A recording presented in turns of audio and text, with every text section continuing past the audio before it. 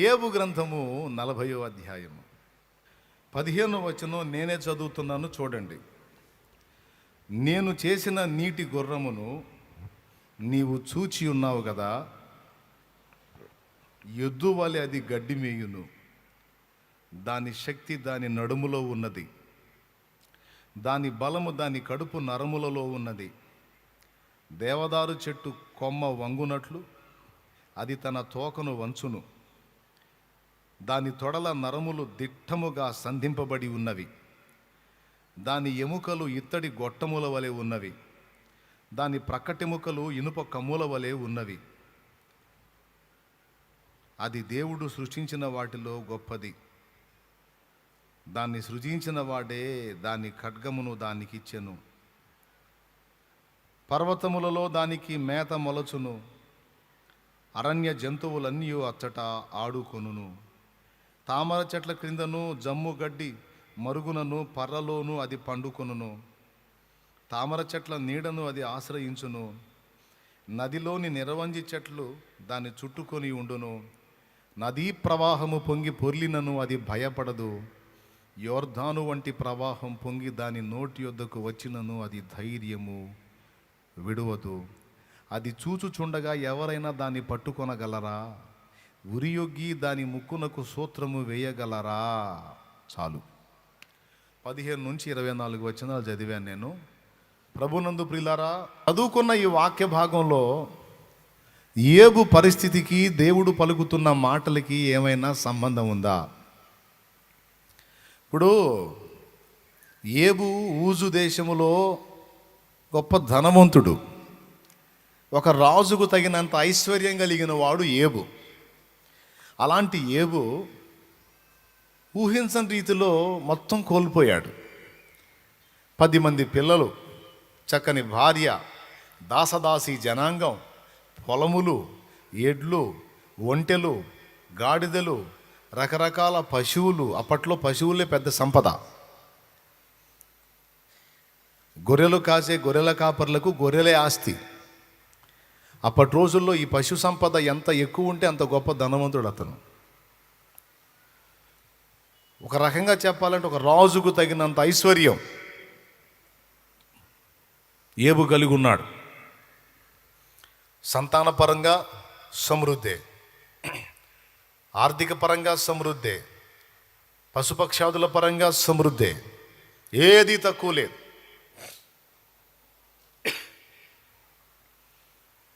అష్టైశ్వర్యాలతో తొలతూగుతున్నాడు అంటారు కదా, అట్లా అన్నీ ఉన్నాయి యోబుకి. ఇలా జీవిస్తున్న యోబు జీవితంలో సడన్గా విషాదాలు ప్రారంభమైనాయి.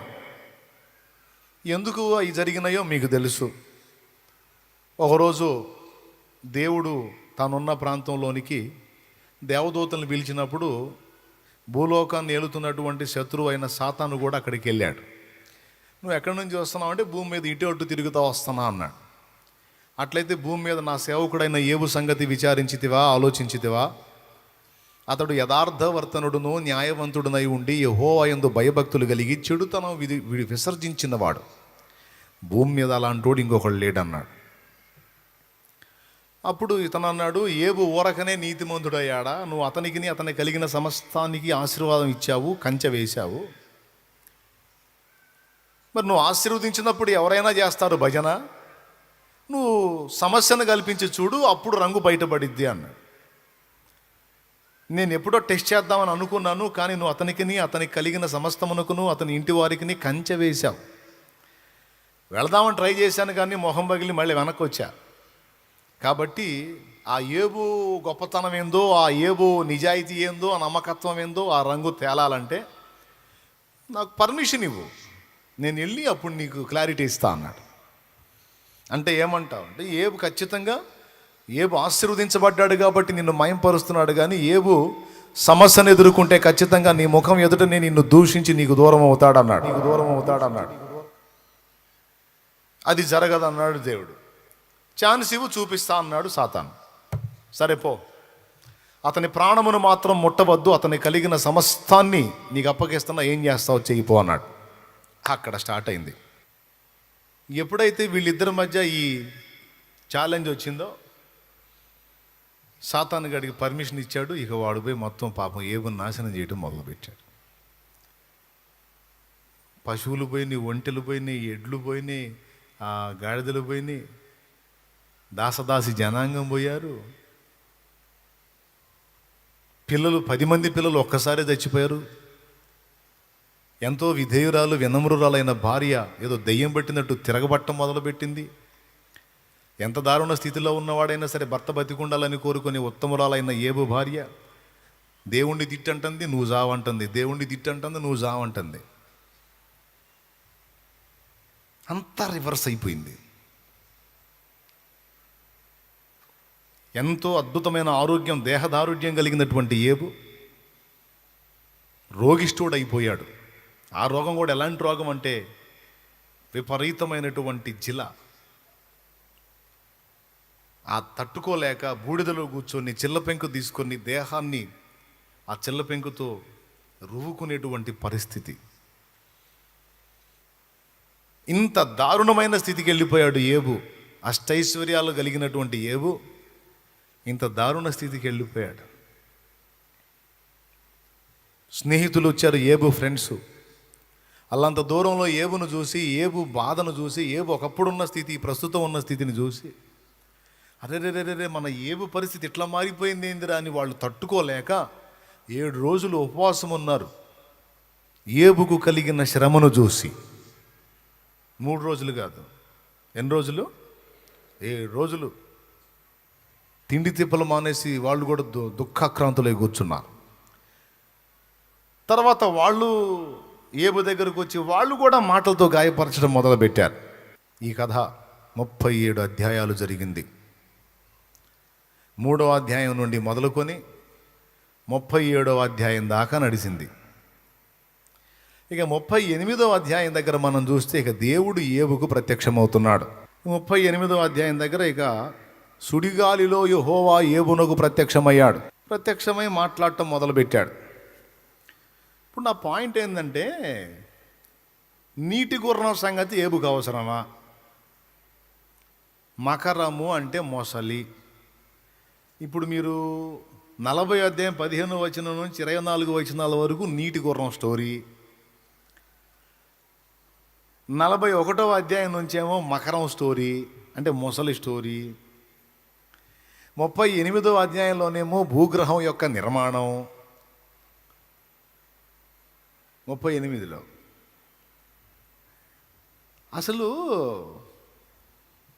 అన్నీ కోల్పోయి దివాళా తీసి శరీరం కూడా రోగగ్రస్తమై భ్రష్టు పట్టిపోయి ఆయన అల్లాడుతుంటే దేవుడు ప్రత్యక్షమైనప్పుడు ఏబుతో ఏం మాట్లాడాలి? ఒక్కసారి మీరు ఆలోచించండి. దేవుడు ప్రత్యక్షమైనప్పుడు ఏబుతో ఏం మాట్లాడాలి?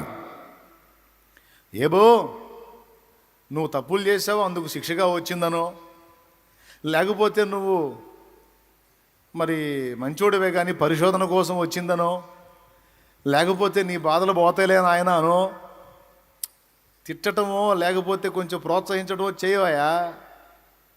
బాధల్లో ఉన్న భక్తుడి దగ్గరికి వచ్చి అసలు అతను బాధలేంది, అతడు కోల్పోయింది ఏంది, అతడికి పట్టిన దరిద్రం ఏంటి, నువ్వు వచ్చి అతనికి చెప్పే స్టోరీలు ఏంది?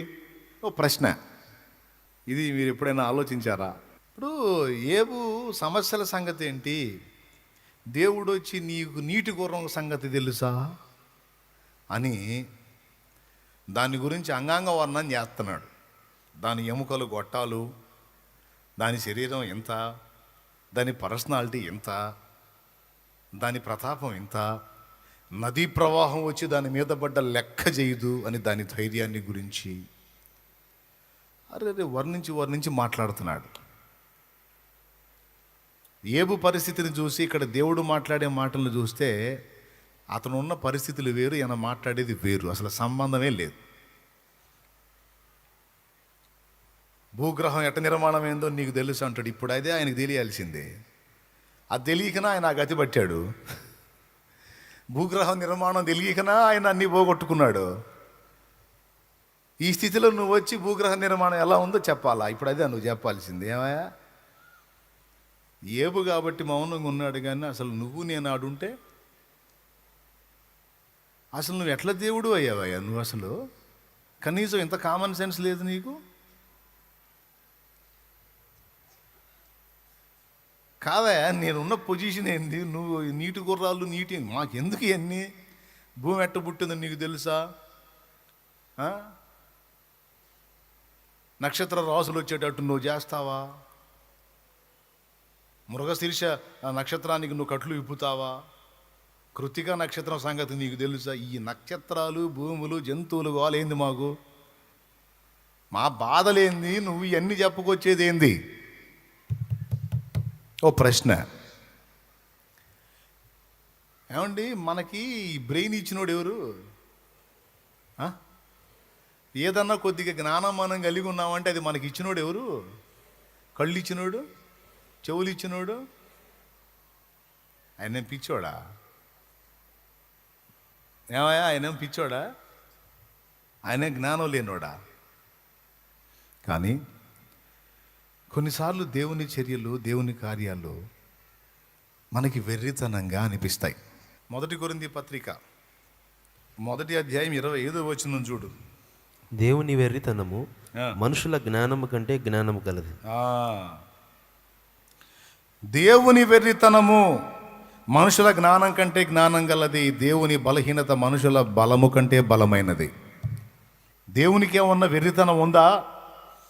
కానీ ఇక్కడ ఏమంటున్నాడు, దేవుడికి ఒకవేళ వెర్రితనం ఉందని నీకు అనిపిస్తే ఆ వెర్రితనం కూడా నీ జ్ఞానానికి మించిందిరా నాయనా అంటున్నాడు అక్కడ.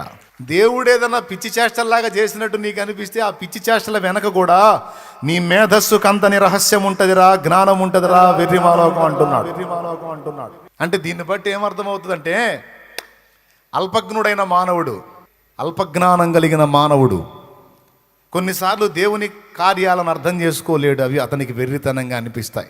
నీకు వెర్రితనంగా దేవుని పనులు అనిపిస్తున్నాయి అంటే నువ్వు పిచ్చోడివి, దేవుడు కాదు. దేవుడు చేసిన కార్యాలు ఏవైనా తిక్కలుగా పిచ్చిగా నీకు అనిపిస్తే అది నీ పిచ్చితనంగానే, అది దేవుడి పిచ్చితనం కాదు. ఆయన మహామేధావి, అనంత జ్ఞాని. ఆయన జ్ఞానానికి మితి లేదు, ఆయన మేధా సంపత్తికి తిరుగులేదు.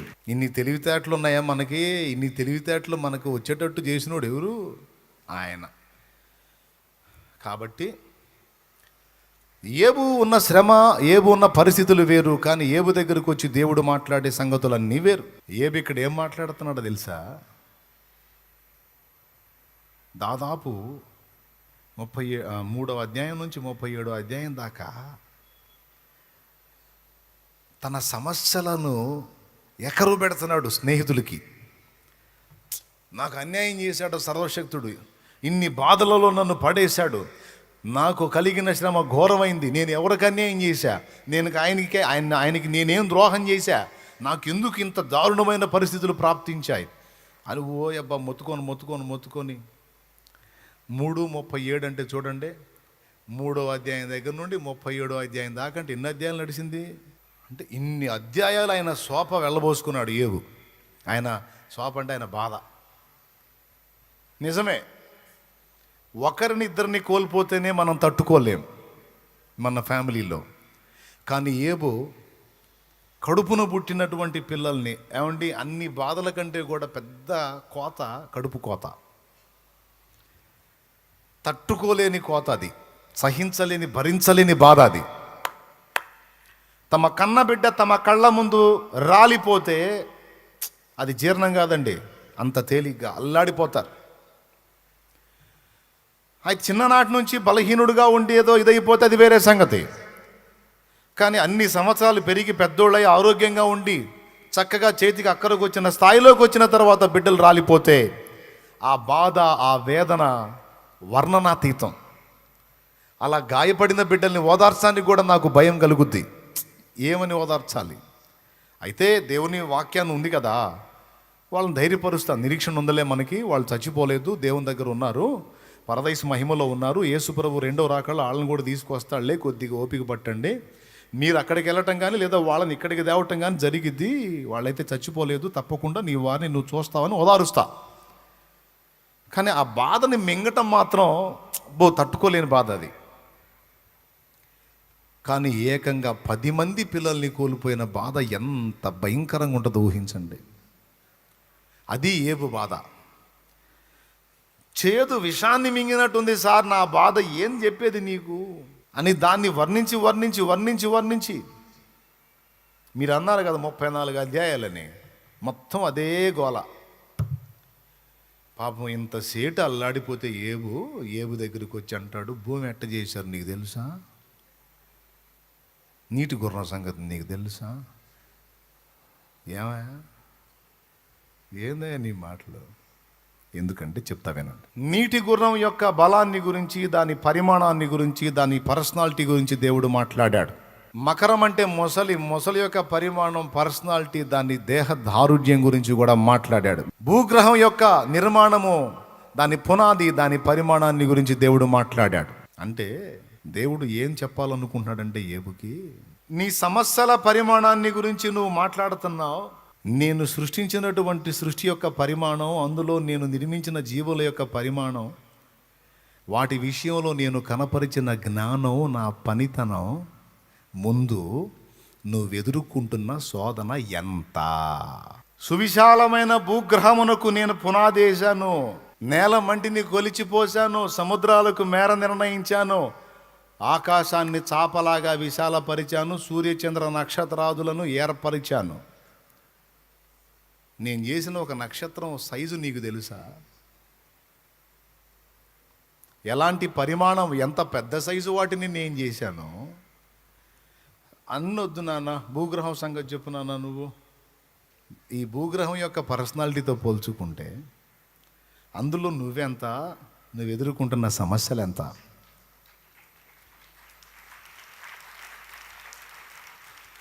అర్థమైందా?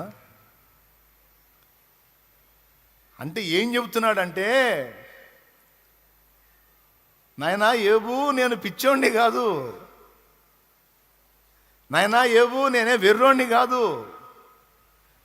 నాకు అన్యాయం చేశాడు, నా విషయంలో ఇలా ఉన్నాడు, అలా ఉన్నాడు, అట్లా చేశాడు, ఎట్లా చేశాడు, ఓ అల్లాడిపోతున్నాను, నా బాధేవుడు. నేను పిచ్చోడిని కాదు, వెర్రోడిని, నా జ్ఞానం తెలుసా అసలు నీకు, నేనేందో తెలుసా నీకు, కొంచెం చూపిస్తాను చూడని భూగ్రహ నిర్మాణాన్ని గురించి మాట్లాడాడు, నక్షత్ర రాసులు వచ్చేటట్లు చేసే విషయం మాట్లాడాడు, భూమి మీద వాటికున్న ప్రభుత్వాన్ని గురించి మాట్లాడాడు, ఆయన సృజించినటువంటి భయంకర జంతువులను గురించి మాట్లాడాడు. టోటల్గా ఆయన ఏం సూచిస్తున్నాడంటే, ఇంత పెద్ద ప్రకృతిని, ఇంత సమస్తాన్ని నిర్మించిన నేను, నా జ్ఞానం ఎక్కడ, నాతో వాదిస్తున్నావే సమస్యలను ఎత్తి, నువ్వెక్కడ, నీ సమస్యలు ఎక్కడ.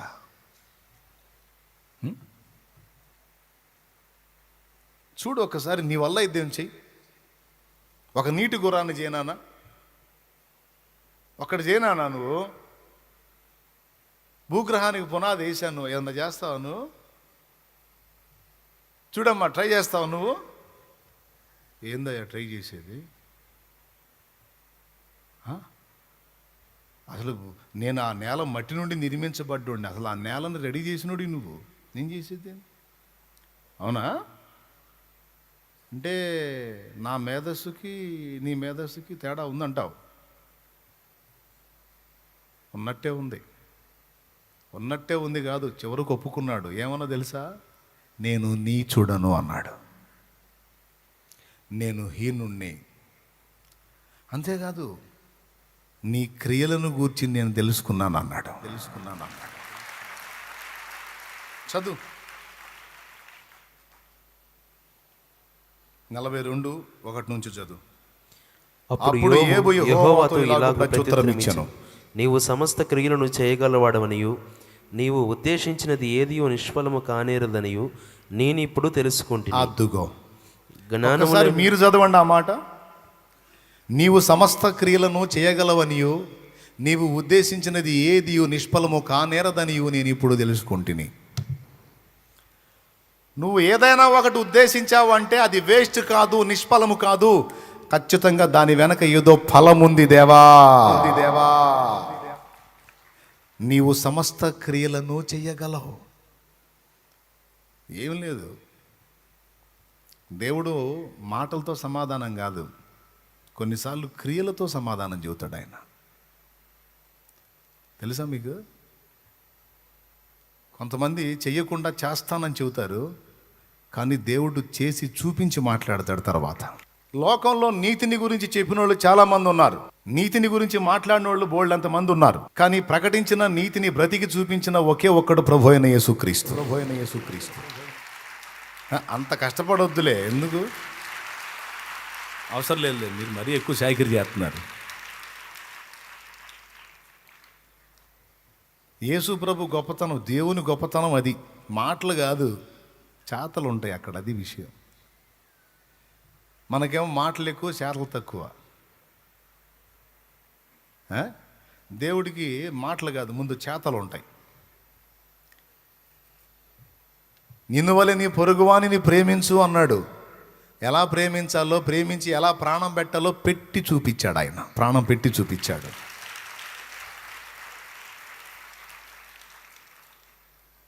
అది యేసయ్య అంటే. ఆయన క్రియలు చేసే దేవుడు. మాటలు చెప్పేవాడు కాదు. కొంతమంది అంటారు మా మతంలో కూడా మంచి సూక్తులు ఉన్నాయి, నీతి విషయాలు ఉన్నాయి. ఆచరించి చూపినోడు ఎవరు? అన్ని మతాల్లో కూడా మంచిని గురించి మాట్లాడారు, మంచి నడవడిని గురించి మాట్లాడారు, నీతి క్రియలను గురించి మాట్లాడారు. కానీ వాటిని అక్షరాలా నెరవేర్చి అనుసరించి చూపించిన ఒకే ఒక్క వ్యక్తి ప్రభు అయిన యేసుక్రీస్తు. ఇది నేను కాదు, ప్రపంచం గుర్తించింది. ఇది ప్రపంచం గుర్తించింది సార్, నేను కాదు.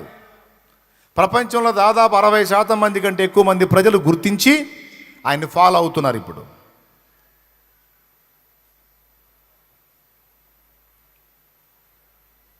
దేవుని గొప్పతనం అది. సమస్యతో నువ్వు వస్తే, సమస్యలతో సతమతమవుతూ నువ్వు దేవుని ముందుకు వస్తే, వాటిని గురించి మాట్లాడకుండా ఆయన తన బలాన్ని గురించి మాట్లాడతాడు. వాటిని గురించి మాట్లాడు, ఆయన తన బలాన్ని గురించి మాట్లాడతాడు. అంటే అర్థం ఏంటో తెలుసా? నువ్వు ఇంత సమస్య అంటున్నావు, మరి నాకు ఇంత బలం ఉంది, మరి దాని సంగతి ఏంది అంటే అర్థం ఏంటంటే, ఓ మనుష్యుడా వినండి, నువ్వు ఎదుర్కొంటున్నటువంటి శోధనలు లేక సమస్యలు లేక ఇబ్బందుల పరిమాణాన్నే నువ్వు చూస్తున్నావు, కానీ వాటి వెనక లేదా వాటి అవతల కనబడుతున్న నా పరిమాణాన్ని నువ్వు చూడట్లా. ఇప్పుడన్నా అర్థమైందా? లేదా ఇంకోసారి చెప్పేదా మళ్ళీ? నీకు అర్థమైందా? వదిలిపెట్టే రకం కాదు నేను. చేతులు ఎత్తండి, అర్థమైందన్నా, ఇంకా అవసరం లేదు, నీకు దండం పెడతాను పెందలాడు నుంచి. Thank you. ఖచ్చితంగా అర్థమైద్ది. 1కి 2-3 సార్లు చెప్పా. నీ సమస్యల వలయాన్నే నువ్వు చూస్తున్నావు, కానీ దాని వెనక అనంతుడైన దేవుణ్ణి చూడట్లా నువ్వు. ఏబు పరిస్థితి కూడా అలా అయింది. ఏబుకు బాగా తన సమస్యల వలయమే పెద్దదిగా కనపడతా ఉంది. ఎంత పెద్దదిగా కనపడుతుందంటే అందులో దేవుని పర్సనాలిటీ కూడా ఇంత అయిపోయింది. ఈ సమస్యల వలయాన్ని బట్టి దేవుణ్ణి చూస్తే ఏబు కళ్ళకి దేవుని పర్సనాలిటీ కూడా ఇంత అయిపోయింది. సమస్యల వలయమే పెద్దది అయిపోయింది. అందుకే ఒక్కసారి దేవుడు వచ్చి కనువిప్పు కలిగించాడు. ఏంటైనా నా పర్సనాలిటీని తగ్గించేసేయండి, నా పరిమాణాన్ని తగ్గించేయండి. నువ్వు ఎదుర్కొంటున్న శోధనల పరిమాణం ఎక్కడా, నేనెక్కడా, ఇది నేను అని చూపించాడు అక్కడ. ఉదయ నక్షత్రములు ఏకముగా కూడి పాడినప్పుడు, దేవుని దూతలందరూ ఆనందించి జయధ్వనులు చేసినప్పుడు, దాన్ని మూలరాతిని స్థాపించిన వాడెవడు? దేని మూలరాయి? ఇంటి మూలరాయి కాదు, ఈ భూమండలానికే మూలరాతిని వేశాడట.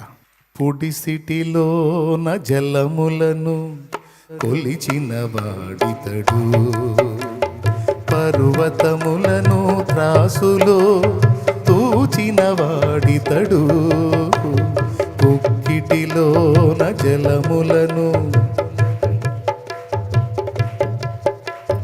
పర్వతములను త్రాసులో,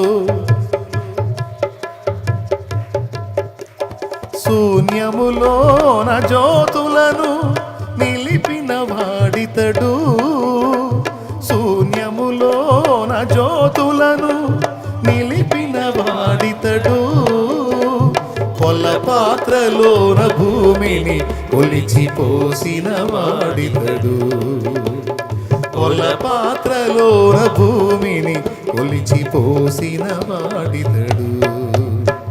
జగతి పునాదులు వేయబడక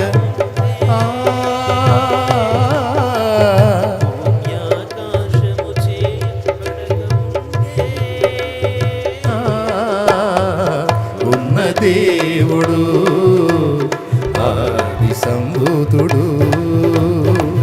ఉన్న దేవుడు ఆది సంభూతుడు. జగతి పునాదులు. హల్లెలూయా. ఇప్పుడు చెప్పండి, ఇప్పుడు మీరు ఎదుర్కొంటున్నటువంటి సమస్యలు, మీరు అనుభవిస్తున్న బాధలు, వాటి పరిమాణం ఏదో మీకు తెలుసు. అబ్బో చాలా పెద్ద సమస్య అని అంటున్నాను. అంటే పరిమాణము అంటే సైజు. అంటే ఎంత పరిమాణం, ఎంత పెద్దది అంటే నువ్వు ఎదుర్కొంటున్న సమస్య ఎదుట దేవుడు ఇంతున్నాడా ఇంతున్నాడా ఇంతున్నాడా ఇంతున్నాడా? ఏబుకు నేర్పుతున్నాడు పాఠం. ఏబో సమస్యల వలయం వైపు చూడటం కాదు, వాటి పరిమాణాన్ని అంచనా వేసుకోవటం కాదు, వాటి వెనక అనంతుడనై ఉన్న నేనున్నానని తెలుసుకో. నా వైపు చూసి వాటికి వెళ్ళి చూడు నువ్వు. అంటే నేను ఎంతలా ఉన్నానో, ఎంత ఎత్తున్నానో, ఎంత పొడవున్నానో కాదు. అక్కడ దేవుడు చెబుతుంది నా పర్సనాలిటీ చూసి వాటిని చూడని కాదు. అక్కడ నా జ్ఞానం, నా మేధాశక్తి, నా ఐడియాలజీ దాన్ని దృష్టిలో పెట్టుకొని ఇక నీ సమస్యల గురించి మాట్లాడన్నాడు. మీరేమంటారు చెప్పండి ఇప్పుడు? నీ సమస్యలు గొప్పవా, వాటి పరిమాణం గొప్పదా, దేవుని జ్ఞానం గొప్పదా? అబ్బా ఇంకొకసారి చెప్పండి, భలే బాగుంది. అవునా? దేవుడే పెద్దోడా? ఏమాత్రం ఏంది? ఎంత మాత్రం పెద్దోడు? ఆహా, అనంత జ్ఞాన సంపన్నుడైన దేవుడు, ఆకాశ మహాకాశాలు పట్టజాలన్నంత దేవుడు, అంత హెవీ పర్సనాలిటీ, అంత జ్ఞానం కలిగిన దేవుడు నీకున్నాడనే విశ్వాసం నిజంగా నీకుందా? నిజంగా ఉందా? ఉంటే మరి గందరగోళం అయ్యే పరిస్థితి ఎందుకుంటుంది? కృంగిపోయే పరిస్థితి ఎందుకుంటుంది? దిగజారిపోయే పరిస్థితి ఎందుకుంటుంది? కుమిలిపోయే పరిస్థితి ఎందుకుంటుంది? ఓటమిని ఒప్పుకునే పరిస్థితి ఎందుకుంటుంది? రాజీ పడిపోయే పరిస్థితి ఎందుకుంటుంది? ఉంటుందా? ఉండదు.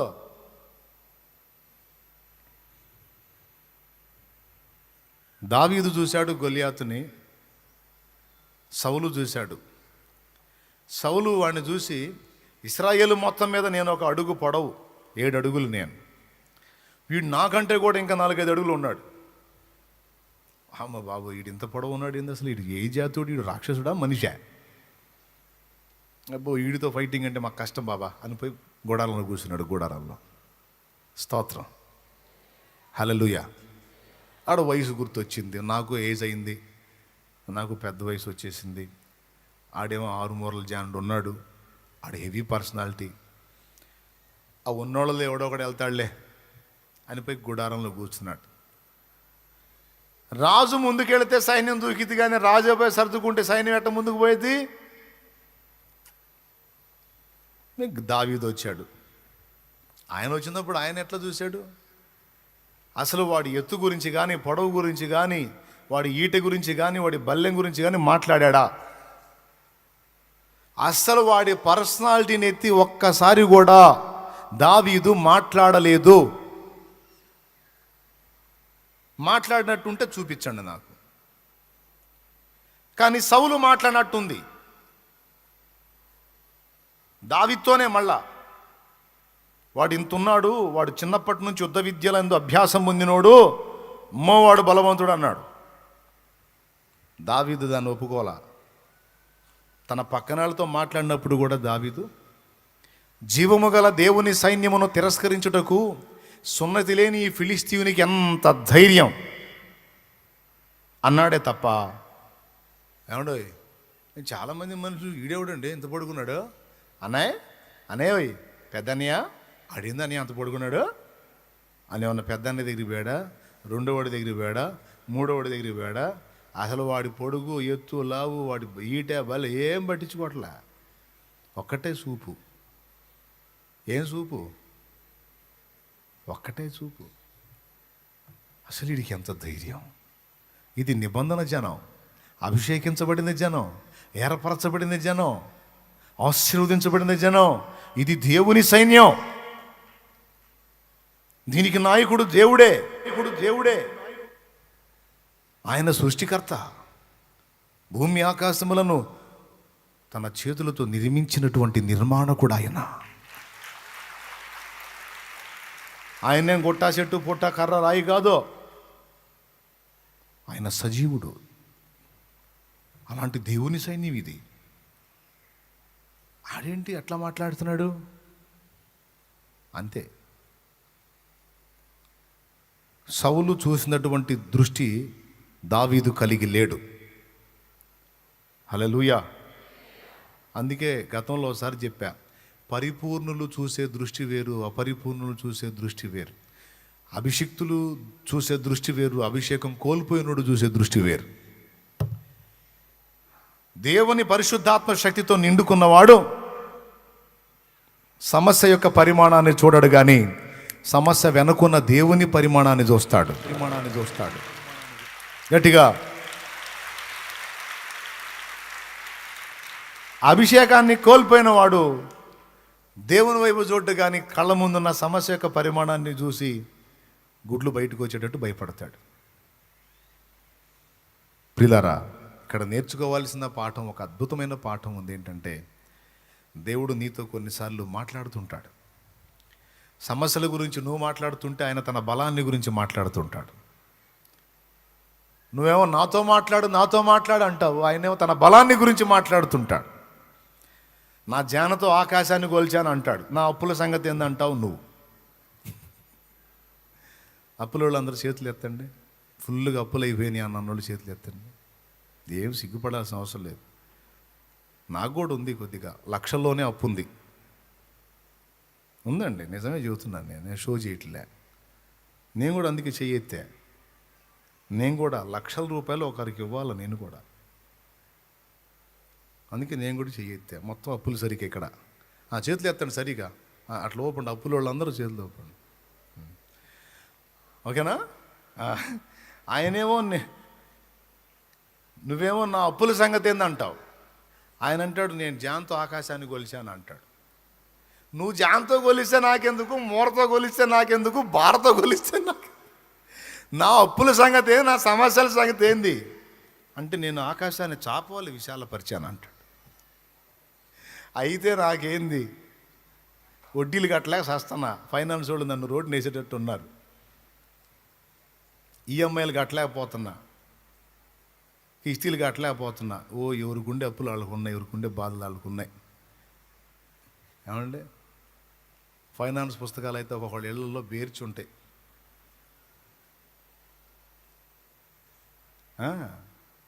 10 మంది ఫైనాన్సర్లు ఉంటే 10 మంది దగ్గర తీసుకొని 10 పుస్తకాలు పెట్టుకుంటారు. రోజుకో పుస్తకానికి కడుతుంటారు డబ్బులు. ఎగతాళి చేయట్లే, బాధలు పడ్డాం మేము కూడా, అందుకు చెబుతున్నా. ఆయనేమో నేను జాన్తో ఆకాశాన్ని కొలిచానంటే మనకే ఫైనాన్స్ పుస్తకాలు కనపడుతుంటాయి.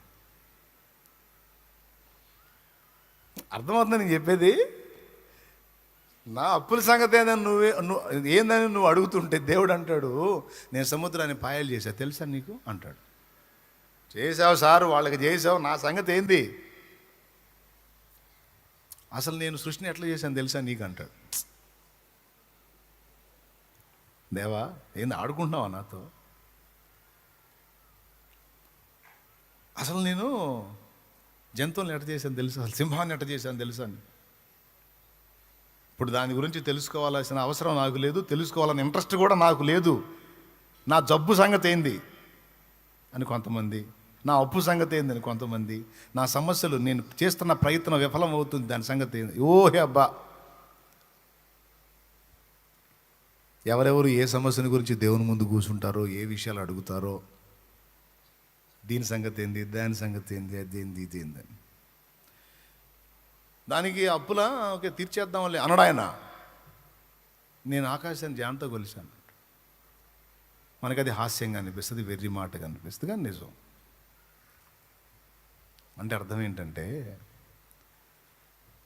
ఒరే నాయన, నా అప్పని నువ్వు దాన్ని పెద్ద సైజులో చూస్తున్నావు, నన్ను చూడరా కాస్త బాబా, నన్ను చూడు. ఆకాశాన్ని జానతో కొలిచానంటే అసలు నేను ఎంతున్నాను, నా బలం, నా పరాక్రమం, నా జ్ఞానం, నా శక్తి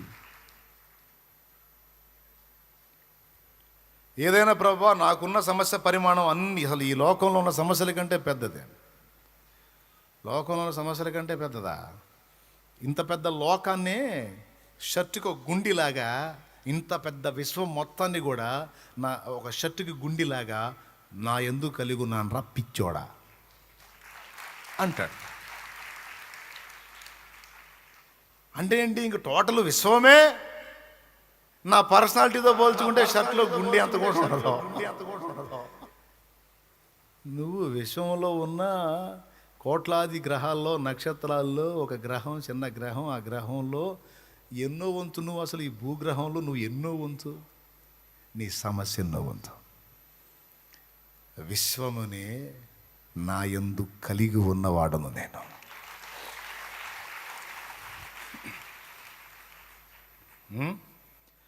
ఆకాశ మహాకాశములే పట్టజాలని దేవుడవు, అణువంతా రూపుదాల్చి కన్యగర్భము చేరావు.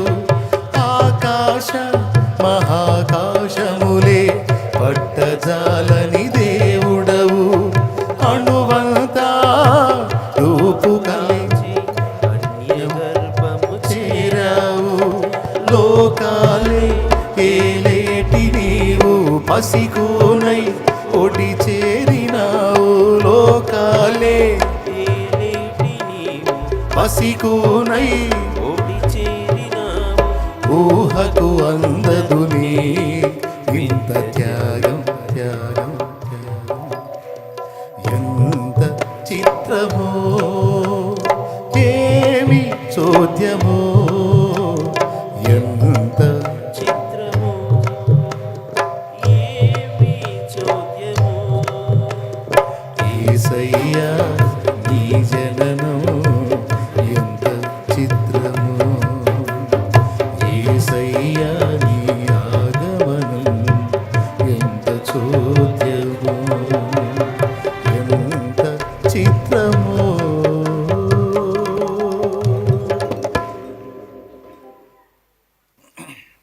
ఇప్పుడు దేవుడు పిచ్చోడా, మనం పిచ్చోళ్ళమా?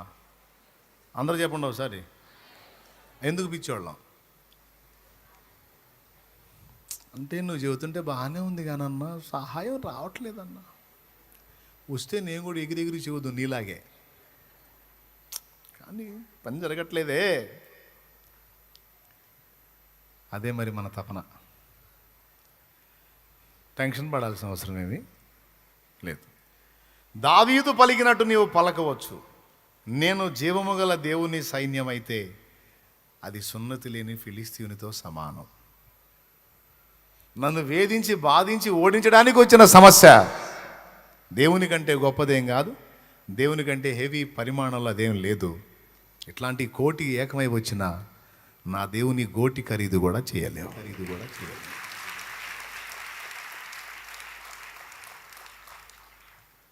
ఆయన కనుసన్నలతో కంట్రోల్ చేయగలుగుతాడు, ఇంకేం పెద్ద చేయాల్సిన అవసరం కూడా లేదు. జస్ట్ ఇప్పుడు నిన్ను బాగా వేధిస్తున్న సమస్యలు ఏవైతే ఉన్నాయో, జస్ట్ ఒక రోజు, ఒక గంట, అందులో ఒక నిమిషం, అందులో ఒక సెకండ్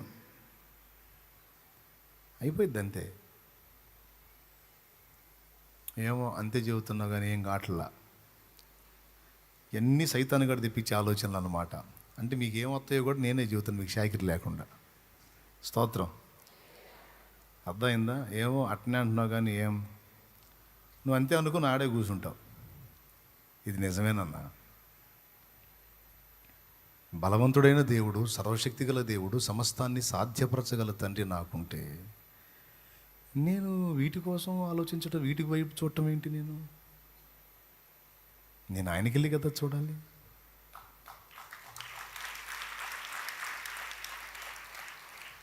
ఇదేంటి నా మైండ్ ఏంది ఇట్లా పోయింది? ఒక అధికారికి నేను భయపడటం ఏంటి? అసలు ఈ అధికారులు కాదు, వీళ్ళ తాతలు మొత్తం రాజులకు పైన రాజు కదా. ఒక అధికారికి నేను చక్రవర్తి కదా, సార్వభౌముడు కదా. ఆయన తలుచుకుంటే, ఆయన తలంపుల్లో ఒక ఆలోచన అలా కలిగి ఉంటే ఎంతసేపు నేను మోసే బరువు? మరి అనంత జ్ఞాని అయి ఉండి కూడా నాకు ఈ పరిస్థితి ఎందుకు అనుమతించబడింది? పిచ్చి పనులు చేస్తాడా? అనవసరంగా రాణిస్తాడా? ఏ శ్రమనైనా, ఏ ఇబ్బందినైనా, ఏ నష్టాన్నైనా, ఏ వేదననైనా అనవసరంగా రానివ్వడు. దాని వెనక ఆయన ఆలోచన ఏదో ఉంది. అది నాకు అర్థం కావట్లా, అంతవరకే తప్ప ఆయన అనంత జ్ఞానం ఏదో ఉంది, అది అందే నాటికి నాకు అందిద్ది. ఇలా అనుకునేవాడు దేవుని వైపు చూసేవాడు, దేవుని మీద ఆనుకున్నాడు. ఇలా అనుకునేవాడే పూర్ణ శాంతిని అనుభవించగలడు. దేవుని వైపు చూసేవాడు, దేవుని మీద ఆనుకోవటం అనే దాన్ని నేర్చుకున్నవాడు, స్త్రీ అయినా పురుషుడైనా,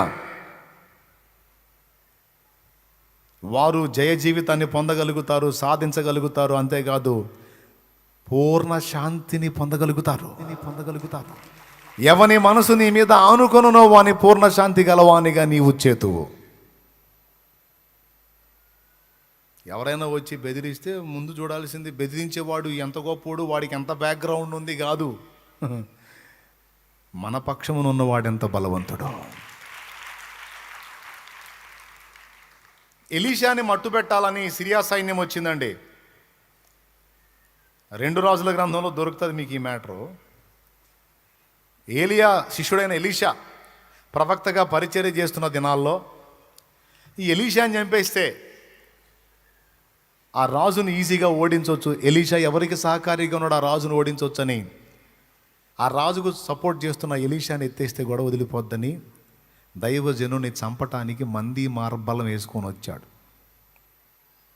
వాళ్ళు గుడారంలో ఉన్నారు. నైటు పనివాడు ఏదో వచ్చాడు వాడి కార్యక్రమానికి. వాడు బయటికి వచ్చి చూసేసరికి నాయనో మొత్తం సైన్యాలే ఒక్కడి కోసం. ఆ వచనం ఏమన్నా చూస్తారా? 2 రాజులు 6వ అధ్యాయం. ఆ రూమ్లో కూర్చున్నోడు లైన్లో ఉన్నాడా? అదే అక్కడ ఎవరన్నా కూర్చున్నారయ్యా? ప్రసంగికులు ఎవరన్నా, ముఖ్య ప్రసంగికులు గదిలో అక్కడ ఎవరు లేరు కదా? ఎవరన్నా ముఖ్య ప్రసంగికులు ఉంటే కొంచెం ఫోటోలు తీసి నాకు పెట్టండి. 6:13 2 రాజుల గ్రంథము 6వ అధ్యాయం 13వ వచనం. అందుకు రాజు, మేము మనుషులను పంపి అతన్ని తెప్పించినట్లు నీవు వెళ్ళి అతడుండు చోటు చూచి రమ్మని సెలవీయగా అతడు దోతానులో ఉన్నాడని వర్తమానం వచ్చెను. చదువు. కాబట్టి రాజు అచ్చటికి గుర్రములను రథములను గొప్ప సైన్యమును పంపెను. వారు రాత్రి వేళ వచ్చి నలుదిశలను పట్టణమును చుట్టుకొనగా దైవజనుడైన అతని పనివాడు పెందలకాడ లేచి బయటికి వచ్చినప్పుడు గుర్రములను రథములను గల సైన్యము పట్టణము చుట్టుకొని ఉండుట కనబడెను. ఆ లెటర్స్ అంతే ఉంచు, ఒక్కసారి గమనించండి. గుర్రములను రథములను గల సైన్యము పట్టణమును చుట్టుకొని ఉండుట కనబడెను. వీళ్ళు అందులోనే ఉన్నారు, దోతాను పట్టణంలో ఉన్నారు. ఏమండి, అంతటా అతని పనివాడు, అయ్యో నా ఏలినవాడా, మనం ఏం చేద్దాం అని దైవజనుడితో అనగా, అయ్యగారు ఇంతమంది సైన్య సమూహాలు వచ్చారండి, నాకా యుద్ధం చేత కాదు.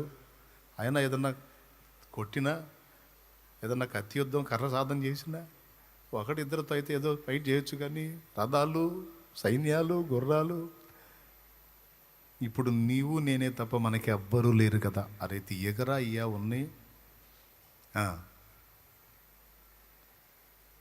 16వ వచనం చూడండి ఒకసారి. అతడు ఆగక్కడ అది అట్లనే ఉండనాయి. సామాన్యుడు, దేవునితో సరైన అనుబంధం లేనివాడు. బాయ్ వినండి, ఇంకెక్కువసేపు చెప్పను, అయిపోతుంది, వినాలి ఒక్క ముక్క. సామాన్యుడు దైవజనుడి దగ్గరే ఉన్నాడు కానీ దైవజనుడితో సంబంధం కూడా సరిగా లేదు. ఇంక దేవుడితో ఏమేడిసిద్ది? కానీ భయపడ్డాడు సమూహాన్ని చూసి, ఆ గుంపుల్ని చూసి. అమ్మో, పట్టణం అంతా నాయనోయ్, అమ్మో ఎంత పెద్ద గుంపో, ఒకరిని చంపడానికి అయ్యగారు, మిమ్మల్ని చంపేయడానికి ఇంతమంది కట్టగట్టుకొని వచ్చారు. వెంటనే ఎలీషా అంటున్నాడు, మరి పిచ్చోడా, నువ్వు వీళ్ళని చూసా? అట్లయితే మందు కూడా చూద్దుగా నాకు. అతడు ఎవరతడు? ఎలీషా. భయపడవద్దు.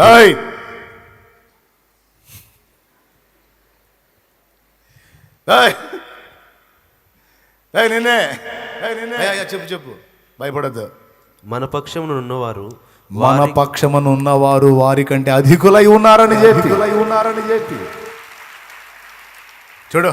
యెహోవా వీడు చూచున్నట్లు దయచేసి వీని కండ్లను తెరవమని ఎలీషా ప్రార్థన చేయగా యెహోవా ఆ పనివాని కండ్లను తెరవ చేసెను. అక్కడ ఆగండి. అది పరిణతి కలిగిన వానికి, పరిపూర్ణుడైన వానికి, అభిషిక్తుడైన వానికి, అభిషేకం లేనివాడికి, ఆత్మీయతల పిల్లతనంతో ఉన్నోడికి తేడా చూడండి.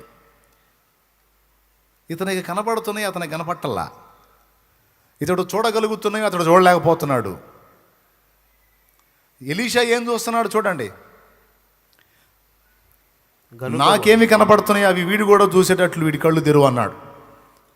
వాడు ఎలీషా ప్రార్థన చేయగా యెహోవా పనివాని కళ్ళను తెరవజేసిన గనుక వాడు ఎలీషా చుట్టూను, చూడండి, ఎలీషా చుట్టూను పర్వతము, అగ్ని, గుర్రముల చేత, రథముల చేతను నిండి ఉండుట చూచెను. అక్కడ చూస్తున్నాయేమో మామూలు గుర్రాలు, మనోడు పనోడు చూసినాయి. ఇక్కడ అగ్ని గుర్రముల చేత. అక్కడ సామాన్యమైన రథములు, ఇక్కడ అగ్ని గుర్రాల చేత ఉన్న రథాలు ఉన్నాయి. ఎలీషా చుట్టూ పర్వతం ఉంది. వాడు అగ్ని గుర్రాలను రథాలను దాటి వస్తే అవి అంటే జీవులు కాబట్టి చంపొస్తాడు. పర్వతాన్ని ఏం చేస్తాడు?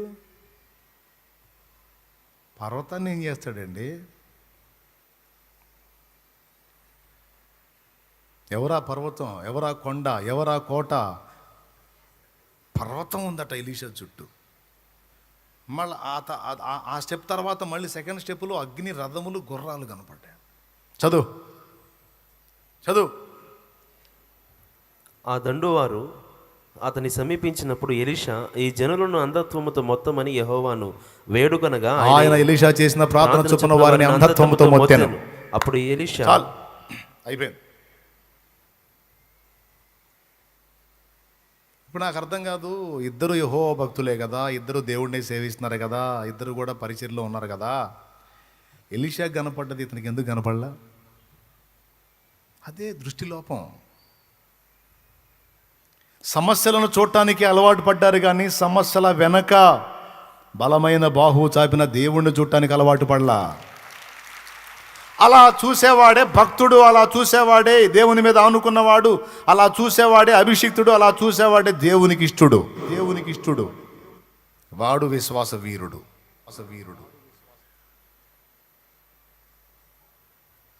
నేను సోదరా కాదా? మరి ఎలీషా, మరి అలా చూసినోడు ఎలీషా అవుతాడు. చూడకుండా సైన్యాన్ని, ఏది సిరియా సైన్యాన్ని చూసి వచ్చి హడావుడి పడ్డాడు, పనివాడు అవుతాడు కానీ ప్రవక్తగాడు. ఈరోజు బెదురుకుంటున్న వాళ్ళు, కృంగిపోతున్న వాళ్ళు, కుమిలిపోతున్న వాళ్ళు, దిగజారిపోతున్న వాళ్ళు, విసిగెత్తుతున్న వాళ్ళు, నిరాశపడుతున్న వాళ్ళు, నిరుత్సాహపడుతున్న వాళ్ళు, దిగజారిపోతున్న వాళ్ళు, ఏడుపు కొట్టు ముఖం వేసుకొని దిగోలుగా దిగులు పడిపోతున్న వాళ్ళు మొత్తం ఎలీషా పనోట్ టైప్ అన్నమాట. పనివాళ్ళు ఎలీషాలు కాదు.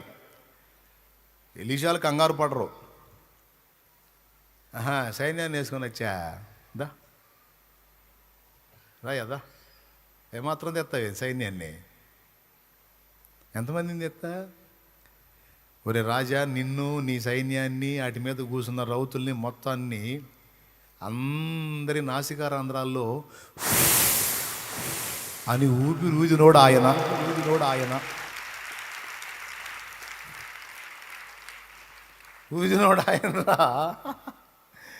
ఊదిన ఊపిరి ఒక్కసారి అన్నాడు అనుకో, మొత్తం చస్తారు. పౌరుషము గల ప్రభు కోపింపగా పర్వతముల పునాదులు వణికెను. పౌరుషము గల ప్రభు కోపింపగా పర్వతముల పునాదులు వణికెను. తన నోట నుండి వచ్చిన తన నోట నుండి వచ్చిన దహించి వేసెను వైరుల నెల్ల. దహించి వేసెను వైరుల నెల్ల. యెహోవా నా బలమా, యథార్థమైనది నీ మార్గం, పరిపూర్ణమైనది నీ మార్గం. యెహోవా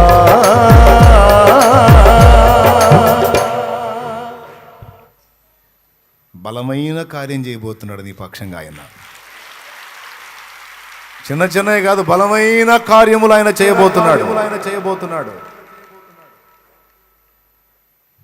విశ్వాసం గలవాడు ఆ దృష్టి కలిగి ఉంటాడు, అది చూస్తాడు. విశ్వాస విషయమే బలహీనుడైపోయిన వాడు పనివాడుగా మిగిలిపోతాడు, వాడు చూడలేడు. ఏబు ఆ దృష్టి కోల్పోయినందుకు గద్దిస్తున్నాడు ఏబుని.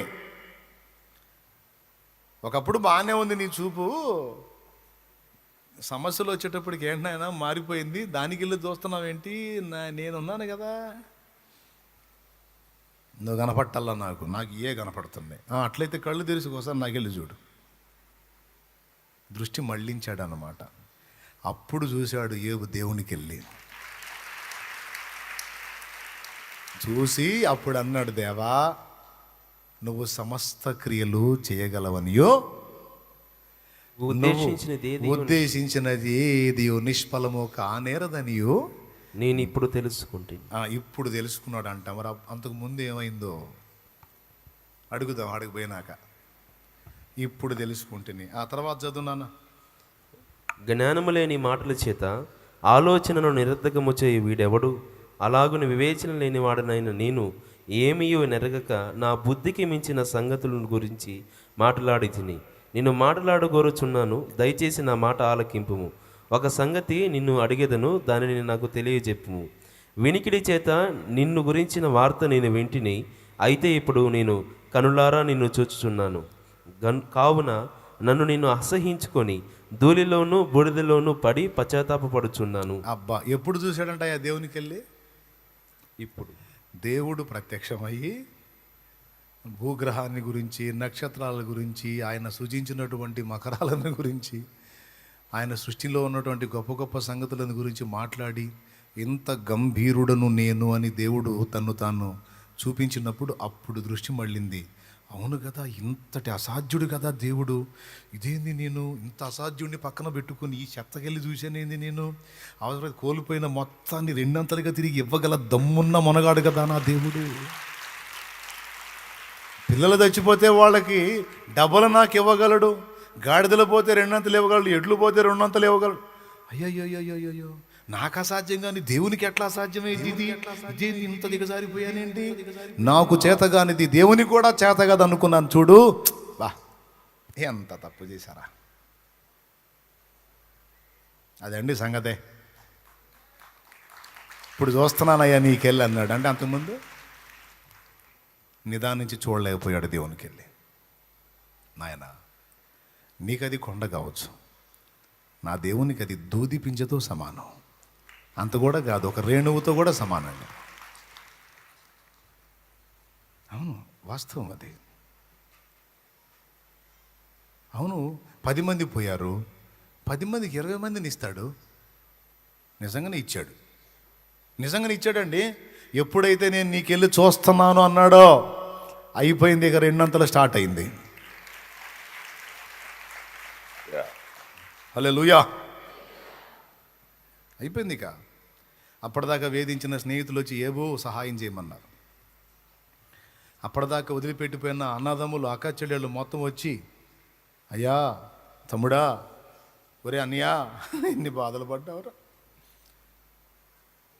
బాధలు అనుభవిస్తున్నప్పుడు ఒకడు రాలా. దేవుడు మళ్ళా తిరిగి తన పూర్వ వైభవాన్ని ఏవుకు మళ్ళీ అనుగ్రహించిన తర్వాత మొత్తం వచ్చి పట్టుకొని ఆడవటం మొదలుపెట్టారు. అంతేకాదు వచ్చేవాళ్ళు ఊరకరాలేదంట, ఒక్కొక్క ఉంగరము తెచ్చి ఏవుకు దొడిగారంట. అప్పుల్లో ఉన్నప్పుడు, బాధల్లో ఉన్నప్పుడు రాలా. అన్నీ ఒక కొలికి వచ్చి దేవుడు తన బ్లెస్సింగ్ మొదలుపెట్టిన తర్వాత అప్పుడు ఉంగరాలు తెచ్చి, ఇదే ఆశ్చర్యం, పెట్టేశారు. నాకు అప్పుడు అర్థమైంది, ఊరు ఏవుకు అక్క చెల్లెలు కూడా ఉన్నారా, అన్నదమ్ములు కూడా ఉన్నారా అని. పాప అంత బాధలు పడుతుంటే ఒక్కడ అడ్రస్ లేడు ఇవరే. అంటే దేవుడు శోధనలో ఉంచినప్పుడు, శోధన నుంచి బయటికి తెచ్చినాక అందరూ కనెక్ట్. అప్పుడు ఏబుకు అర్థమైంది, వారే ఫ్రెండ్సు ఆయన చేతిలోనే ఉన్నారు, ఈ బంధువులు ఆయన చేతిలోనే ఉన్నారు, నా బాధలు ఆయన చేతుల్లోనే ఉన్నాయి, నా శరీర ఆరోగ్యము, రోగము, చచ్చిపోయిన పిల్లల ఆత్మలు సమస్తం ఆయన చేతుల్లోనే ఉన్నాయిగా. ఏంది? సరిచేయబడ్డాడు. ప్రియులారా, మీకందరికీ తేటగా అర్థం కావాలని వివరణాత్మకంగా ఈ కొద్ది మాటలు అందించా. దీన్ని బట్టి మీ దృష్టిని ఎలా మీరు మౌల్డ్ చేసుకుంటారో, ఎలా మీరు అడుగులు ముందుకేస్తారో, మీరు ఏ వైపు చూస్తారో నిర్ణయం మీదే.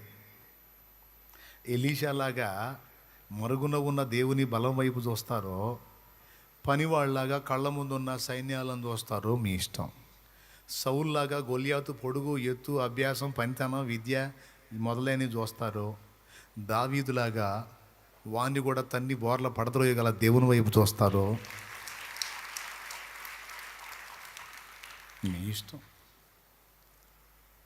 మీ దృష్టి అటు తిప్పితే అటు తిరిగిద్ది వ్యవహారం. అటు తిప్పారనుకో ధన్యులు.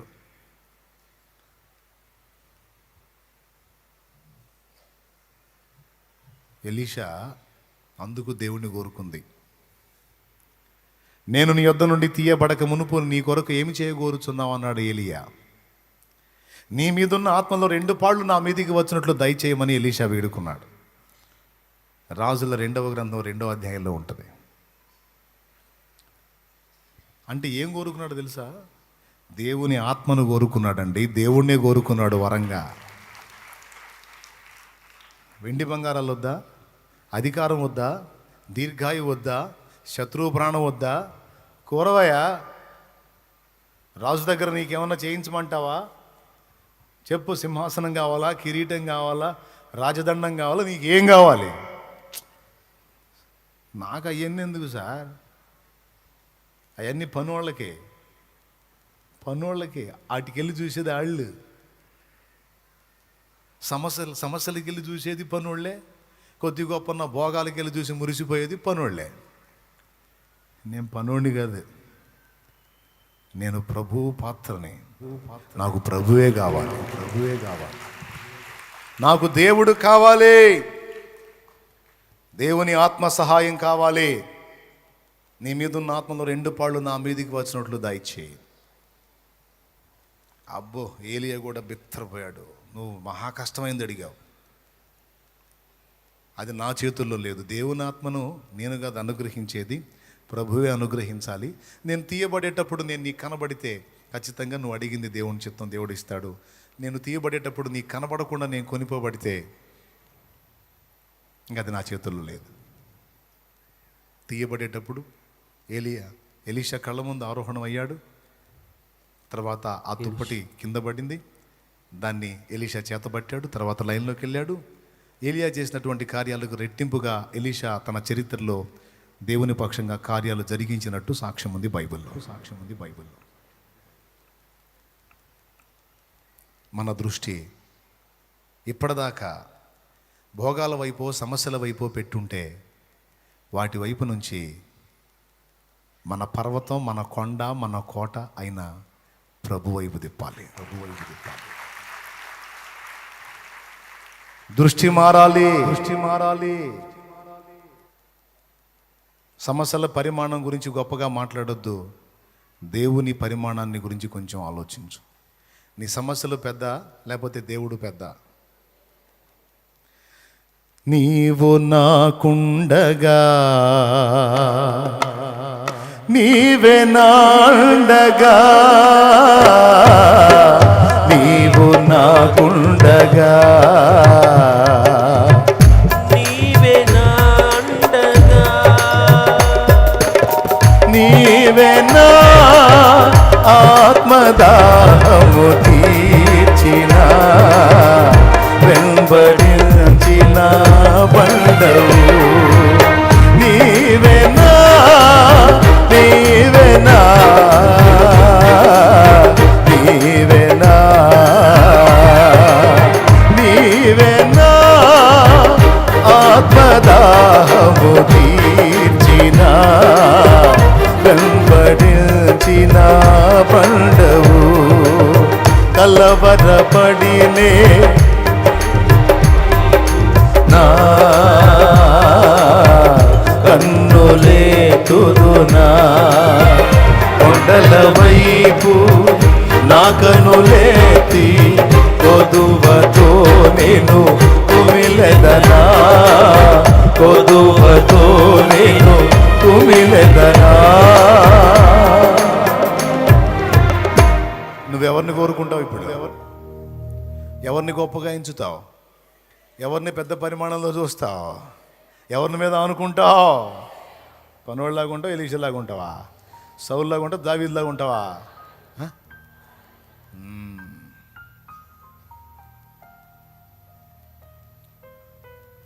అల్ప విశ్వాసుల్లాగా కలతల వైపు కాదు, వాటిని కొలిక్కి తీసుకొని రాగల దమ్మున్న దేవుని వైపు.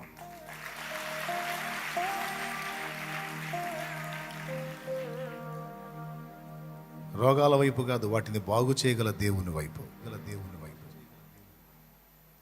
అనుమతించిన దేవుడు ఎందుకు అనుమతించాడు? గ్రహించవే.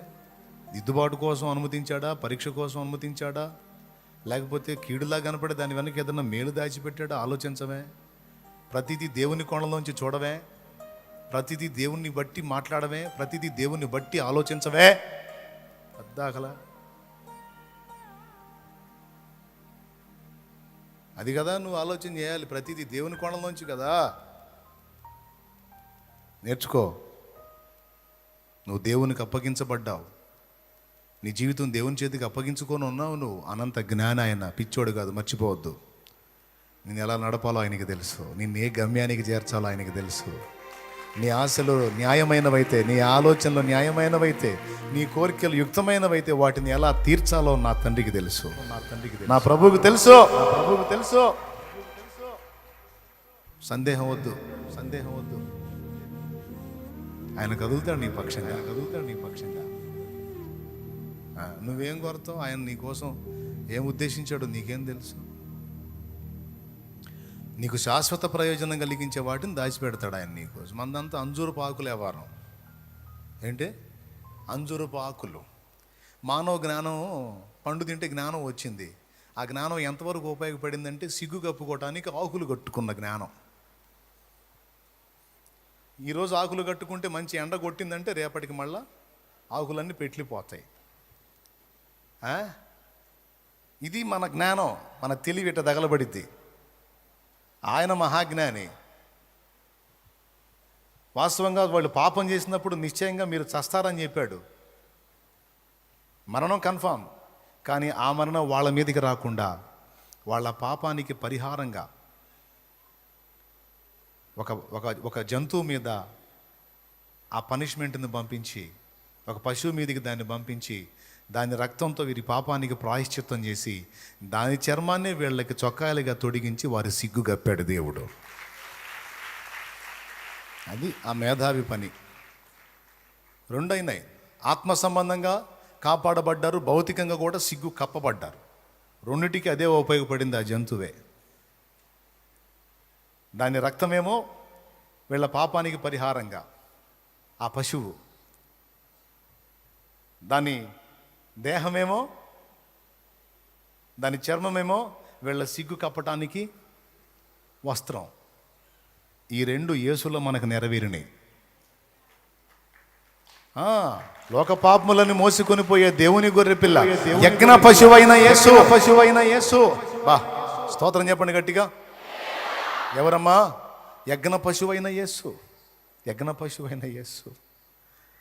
ఆయన రక్తముతో మనందరికీ పాప విమోచన కలిగించాడు.